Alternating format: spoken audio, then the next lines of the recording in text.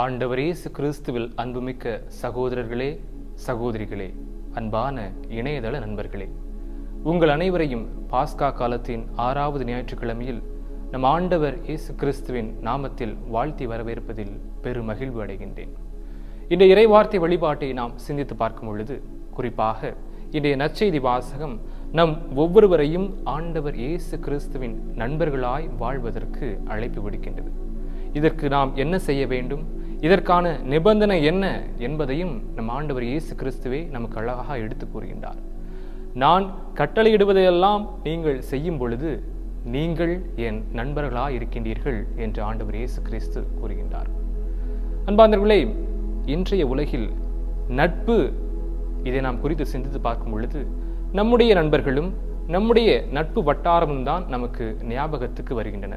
இதுதான் யதார்த்தமாகவும் இருக்கின்றது.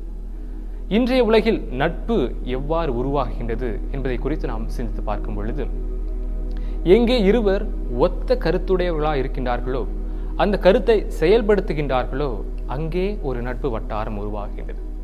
எங்கே இருவர் ஒரு மகிழ்ச்சியான தருணத்தை பகிர்ந்து கொள்கின்றார்களோ, அதை தொடர்ந்து தன்னுடைய வாழ்வில் நிறைவேற வேண்டும் என்று நினைக்கின்றார்களோ, அங்கே ஒரு நட்பு வட்டாரம் உருவாகின்றது.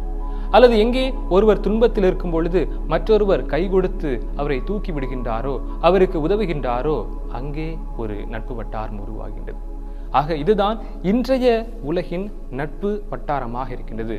நட்பு என்பதற்கு இது ஒரு எடுத்துக்காட்டாகவும் இருக்கின்றது.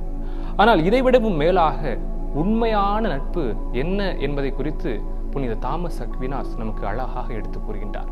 அதாவது, எங்கே ஒருவர் தன்னலம் கருதாது மற்றவருக்காக எதையும் செய்வதற்கு தயாராக இருக்கின்றாரோ, எங்கே ஒருவர் தன்னை தியாகம் செய்து மற்றவருக்காக உதவி செய்வதற்கு தயாராக இருக்கின்றாரோ, அதுதான் உண்மையான நட்பு என்பதை புனித தாமஸ் அக்வினாஸ் நமக்கு அழகாக எடுத்துக் கூறுகின்றார். இதைத்தான் நம்முடைய ஆண்டவர் இயேசு கிறிஸ்துவும் நமக்காக செய்திருக்கின்றார். அன்பார்ந்த சகோதர சகோதரிகளே, நாம் மீட்பு பெற வேண்டும் என்பதற்காக, நாம் நிலை வாழ்வு பெற வேண்டும் என்பதற்காக பாடுகள் பட்டு நமக்காக உயிரையே துறந்து உயிர் தெழுந்திருக்கின்றார். அன்பார்ந்தவர்களே, இதுதான் உண்மையான நட்பு. நமக்காக பாடுபட்ட அந்த ஆண்டவர் இயேசு கிறிஸ்துவிற்காக நாம் என்ன செய்து கொண்டிருக்கின்றோம், நம்முடைய நட்பு வட்டாரங்கள் எவ்வாறு இருக்கின்றது என்று நாம் இன்று சிந்தித்து பார்க்க வேண்டும். நம்முடைய நட்பு வட்டாரங்கள் எவ்வாறு செயல்பட்டு கொண்டிருக்கின்றன? நம்முடைய பணித்தளங்களிலே, நாம் கல்வி கற்கும் இடங்களிலே, நம்முடைய குடும்பங்களிலே, உறவு வட்டாரங்களிலே நம்முடைய நட்பு எவ்வாறு இருக்கின்றது என்பதை நாம் சிந்தித்து பார்க்க வேண்டும். ஒருவேளை நம்முடைய நட்பு பிறருக்காக தியாகம் செய்ய மறந்து விடுகின்றோமா? அங்கே சுயநலம் ஓங்குகின்றதா, தன்னலம் பெருகுகின்றதா, அல்லது பிறருக்காக நாம் செய்கின்ற தியாகங்கள் பெருகுகின்றதா என்பதை நாம் சிந்தித்து பார்ப்போம்.